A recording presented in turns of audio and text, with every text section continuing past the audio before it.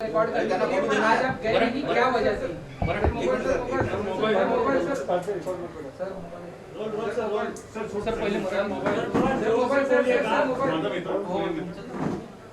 Sir आज आपको police station बुलाया गया था स्टेटमेंट रिकॉर्ड करने के लिए, लेकिन आप गए नहीं, क्या वजह थी? सबसे बड़ी वजह ये थी कि मेरे को पर्सनल कल शाम को 7:30 बजे से लेकर के अभी तक लगभग 200 कॉल धमकी के आ चुके हैं और मेरे को लोगों का फ़ोन उठाना भी मुश्किल हो गया है, क्योंकि हर 2 मिनट में मुझे धमकी का कॉल आ रहा है। अभी मैं नई मुंबई में रहता हूँ, वहाँ के पुलिस कमिश्नर से मैंने टाइम लिया और वहाँ पे जाके मैंने आज कंप्लेंट की। ये देखिए अभी भी मैं फ़ोन इसलिए बंद रखा हूँ कि हर 2 मिनट मुझे धमकी के कॉल आ रहे हैं। तो सबसे पहले जब मेरी जान सुरक्षित रहेगी तब मैं मेरे क्लाइंट का केस लड़ सकता हूँ। इसके लिए पहले मैं ये कंप्लेंट किया और इसके लिए वहाँ जाने में विलम्ब हो गया। मैंने एसीपी महोदया से मेल करके रिक्वेस्ट किया है कि आज के बजाय कल सुबह 11 बजे हम अपना क्लाइंट का स्टेटमेंट देने के लिए वहाँ पे पहुँच रहे हैं। सर 3 लोग सामने आए हैं जिन्होंने आपके जो मुवक्किल हैं उन पे इल्जाम लगाए हैं कि उनके साथ भी उन्होंने हनी ट्रैप करने की कोशिश की थी। कृष्णा हेगड़े, मनीष धुरी, क्या कहना चाहेंगे? इसके बारे में मैंने जब ये मीडिया पर ट्रोल हो रहा था और मैंने आज सुबह जब मेरे क्लाइंट से इस बारे में बात किया तो क्लाइंट ने बताया कि ये जो आरोप लगाए गए हैं ये सरासर गलत हैं और उसका जवाब एक्चुअली देने के लिए आज मेरी क्लाइंट यहाँ पे उपस्थित होने वाली थी, लेकिन कुछ लीगल ड्राफ्टिंग के कारण वो टाउन में फंस गई हैं और उसका उपयुक्त जवाब कल आपको 11 बजे जब वो एसीबी ऑफिस जाएंगे दी जाएंगी। लेकिन मैं इतना कहना चाहता हूँ कि वो सारे के सारे आरोप गलत और निराधार हैं। वो आरोप इसलिए लगाए जा रहे हैं कि चूंकि उन्होंने जो केस किया है उस केस में उनकी छवि खराब किया जाए और उस केस से उनका ध्यान भटकाया जाए, इसी के मद्देनज़र केस किया गया है। और उसका चूंकि वो पर्सनल वो उनका इशू है तो उसका जवाब कल आपके सामने वो जरूर देंगी। सर रिजवान शेख नाम के व्यक्ति पे कुछ महीनों पहले एफआईआर दर्ज हुई थी जिसमें कंप्लेनर आपकी मुवक्किल थी और वो एफआईआर भी हनी ट्रैप या इसी को लेकर दर्ज हुई, ऐसा आरोप लगाया जा रहा है। इसके पहले मैं और क्लेरिफाई कर देना चाहता हूं कि जो आरोप मेरे को मैं पढ़ा उसमें लिखा गया है कि हमसे कांटेक्ट करके हमको हनी ट्रैप करने वाली थी, ना तो कोई हनी ट्रैप हुआ है। अगर उनका एलिगेशन एज इट इज़ मान ले तो भी गलत है, लेकिन ये पूरी की पूरी गलत आरोप है। रह गया जो अभी आपने रिजवान के बारे में पूछा, उसके बारे में जब मैंने मेरे क्लाइंट से पूछा तो मेरे क्लाइंट ने बताया कि वो उनको स्टॉकिंग करता था, इसके लिए उन्होंने एफआईआर लाज किया और जब एफआईआर लाज हुआ तो रिजवान नाम का व्यक्ति बेरोजगार अनएम्प्लॉयड था। जो व्यक्ति अनएम्प्लॉयड है उससे एक्सटॉर्शन कोई कैसे कर सकता है जो जिसकी खुद की नौकरी नहीं है? तो इससे ये साबित होता है कि ये जो सारे आरोप लगाए जा रहे हैं ये सिर्फ और सिर्फ इमेज खराब करने के लिए और मूल केस से ध्यान को भटकाने के लिए किए जा रहे हैं। सर आप पे भी आरोप लगाया गया है। सर आप पे भी एक आरोप लगाया गया है, उसके बारे में क्या कहना चाहेंगे? अभी एक नहीं हो सकता और आरोप लगाया जाए।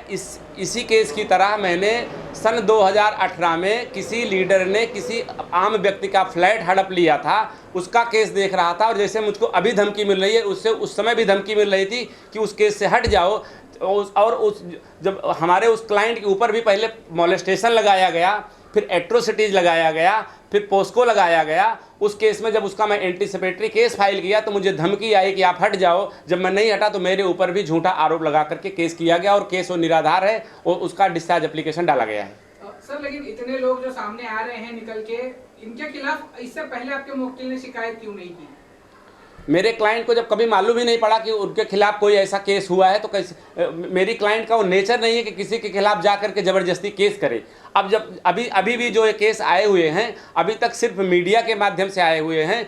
जिस दिन उसका हमको लीगल नोटिस आएगी या पुलिस से कोई सम्मन्स आएगा उसका सूटेबल लीगल एक्शन लिया जाएगा। और मैं आपसे बताना चाहता हूँ कि ये जवाब मेरे क्लाइंट के पर्सनल और उन लोगों के बीच का है तो उसका जवाब वो जरूर देगी। लेकिन उन्होंने जो मुझे बोलने के लिए बोला है कि ये आरोप सरासर गलत और निराधार है। सर एविडेंस के नाम पर आपके पास क्या क्या है और क्या कुछ आपने पुलिस स्टेशन में बताया है?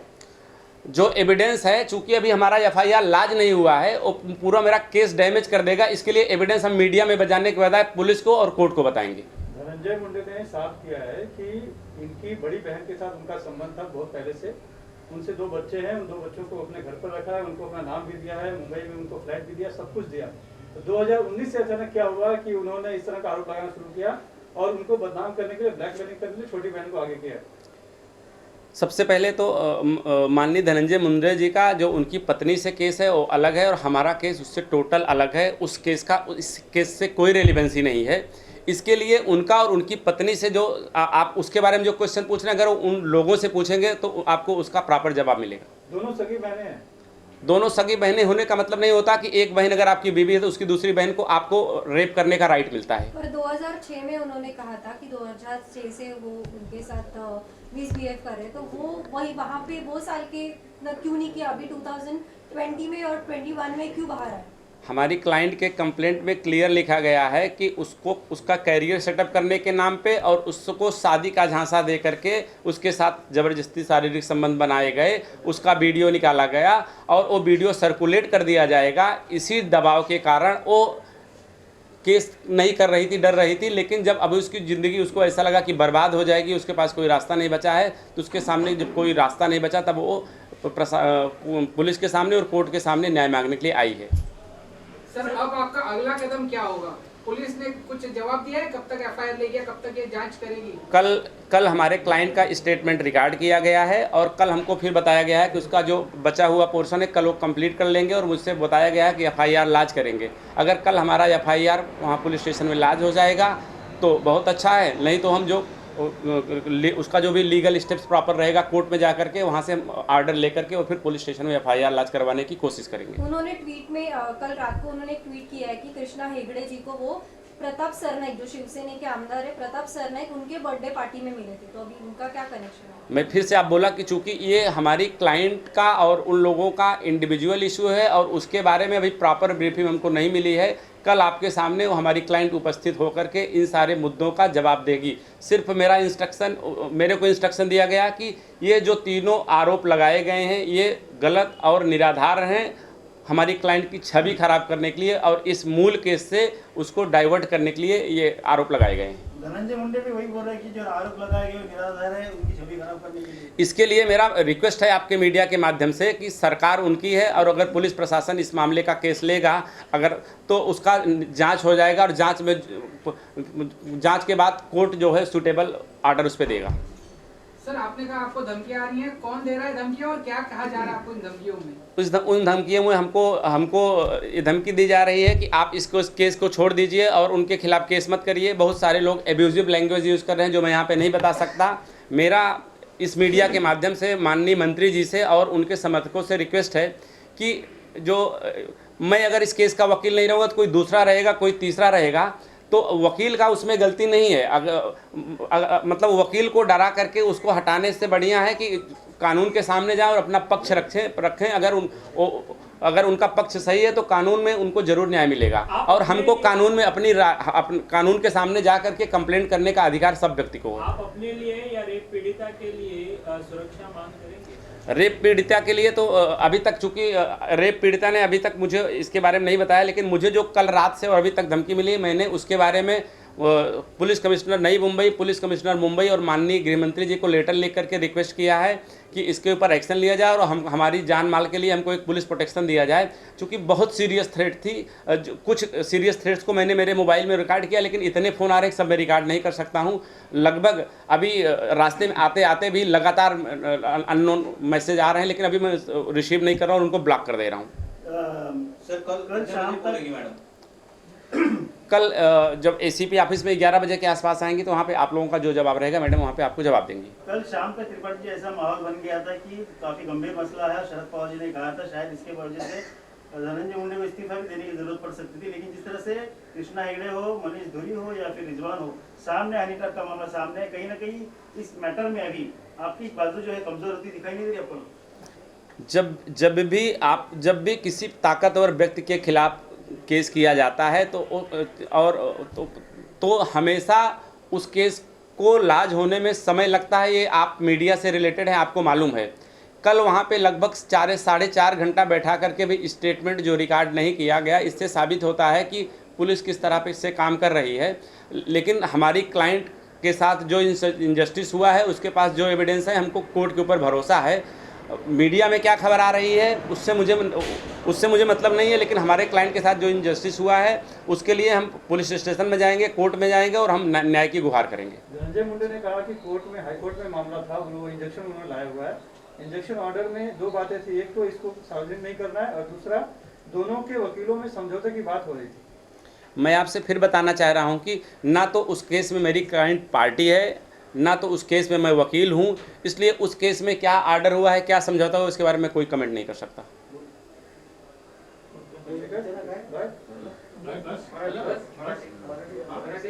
हो सांगा नाही करता आलं, काय नेमकं झालं होतं, काय परिस्थितीमध्ये स्टेटमेंट रेकॉर्ड नाही हो सॉरी हे विचारलं त्याचं कुठल्या परिस्थितीमुळे तुम्हाला स्टेटमेंट रेकॉर्ड नाही करता काल रात्रीपासून मला लगातार लोकांचे अननोन अज्ञात लोकांचे फोन येऊन मला जान मारायची धमकी येत आहेत। त्यामुळे मी आज सकाळी 10 वाजता Navi Mumbai police commissioner ऑफिसकडे phone करून अप्रोच केला आणि माझ्या कंप्लेंट करायसाठी तिथे गेलो। त्यामुळे आज आणि मी माझ्या क्लायंट तिथे जाऊ शकलो नाही, त्यामुळे मी ACP ऑफिसला मेल करून रिक्वेस्ट केला आहे की उद्या सकाळी 11 वाजता मी येऊन तिथे स्टेटमेंट देऊन आणि माझी क्लायंट कारवाई करायला तयार आहेत। तर त्यासाठी आज तिथे मी उभे राहू शकला नाही। रेणू शर्मा यांच्यावर अनेक व्यक्तींनी देखील आरोप केलेले आहेत। त्यांनी हनी ट्रॅपमध्ये अडकवण्याचा प्रयत्न केला, जाळ्यात ओढण्याचा प्रयत्न केला आणि त्यांनी तशा तक्रारी देखील पोलिसांकडे नोंदवल्या। याबद्दल तुमच्या अशिलाची काय भूमिका आहे? याबद्दल चुकी हे प्युअरली जे माझ्या असिलचे पर्सनल आणि त्याच्या जे हनी ट्रॅपचे जे आरोप लावत आहेत खोटा त्यांच्या पर्सनल इश्यू आहेत, त्यामध्ये जास्त चर्चा माझ्या क्लायंटची झाली नाही आहेत। ते आज इथे येणार होती आणि त्याचा जबाब स्वतः देणार होती, पण अनफॉर्च्युनेटली ते येऊ शकलो नाहीत। ते मला सांगितलं की त्याच्यावर हे जे आरोप लावला आहेत 2-3 लोकांना फक्त मोटिवेटेड ॲक्शन आहेत। मोटिवेटेड ॲक्शन कशाला आहेत की त्यांच्यावर खोटा आरोप करून त्यांच्या हे इमेज टर्निश करायची आहे आणि जे त्यांच्या FIR लाज करायचे आहेत आणि जे ॲक्शन घ्यायचे आहे ते त्यांच्यावर डायव्हर्ट करायसाठी हे सगळे FIR हे सगळे एलिगेशन लावला गेला आहेत आणि ते सरासर खोटा आहेत। पण त्याचा सविस्तर रिप्लाय माझ्या क्लायंट उद्या तुमच्या समोर देणार आहे। रेणू शर्मा यांच्याबद्दल झालेली घटना त्याचं वर्ष आधीच आहे, पण मग तक्रार दाखल करायला इतका वेळ का लागला त्यांना?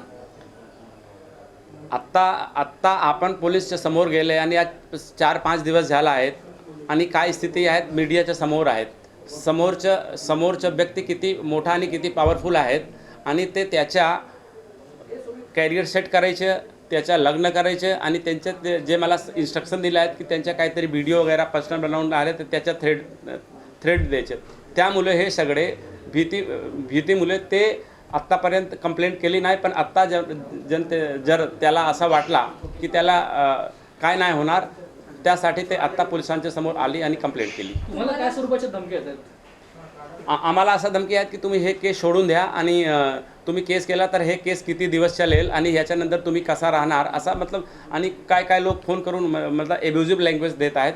आणि आता मी नवी मुंबई आणि मुंबई CPकडे ऑलरेडी आणि होम मिनिस्टरकडे कंप्लेंट केला आहेत। आत्ता सकाळीपासून इथे फोन आला आहेत 7 ह्यामध्ये सो मेनी नंबर आहेत ज्यामध्ये नंबर्स ऑफ ऑकेजन ते मला फोन करत आहेत, त्यांना मी ब्लॉक केला आहेत आणि ते मला थ्रेट देत आहेत। तर ह्या तुमच्या माध्यमातून मी रिक्वेस्ट करत आहेत की ह्यामध्ये हे माझ्या पर्सनल केस वैयक्तिक केस नाही आहेत, ते क्लायंट माझ्या आली आहेत।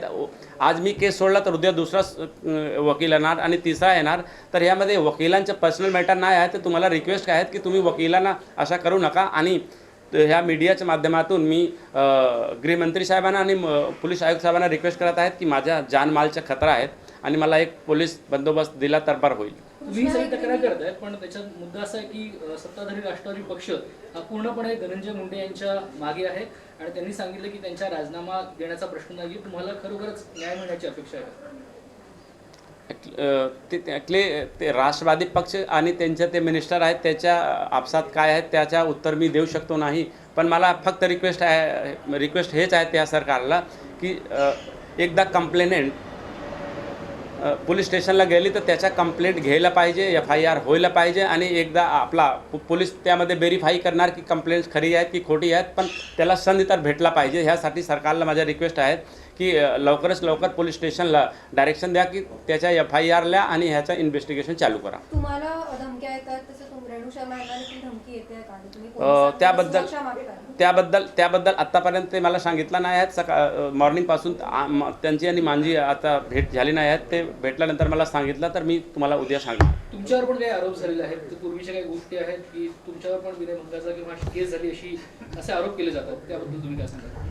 आत्ता आपल्या समोर आहेत की आत्ता किती थ्रेट मला येत आहेत. अशा प्रकारच्या नवी मुंबईच्या एक पॉलिटिशियनच्या विरुद्ध मी त्यांचा एक वाद होता, त्यामुळे त्यांच्या विरुद्ध पक्षकार होता, त्यांचा मी वकील होता आणि त्यामुळे मला त्या केसमध्ये पण भरपूर धमकी येत होता की तुम्ही केस सोडून द्या. मी सोडला नाही, त्यामुळे माझ्यावर खोटा आरोप लावला होता आणि केस केला होता आणि ते केसचं डिस्चार्ज मी फाईल केला आहे. आज मी हे केसमध्ये आहेत. उद्या कोणी आला आणि माझ्यावर खोटा केस केला की तुम्ही केस सोडा नाही तर खोटा केस करणार, तर सेम प्रकार त्या केसमध्ये झाला आहे.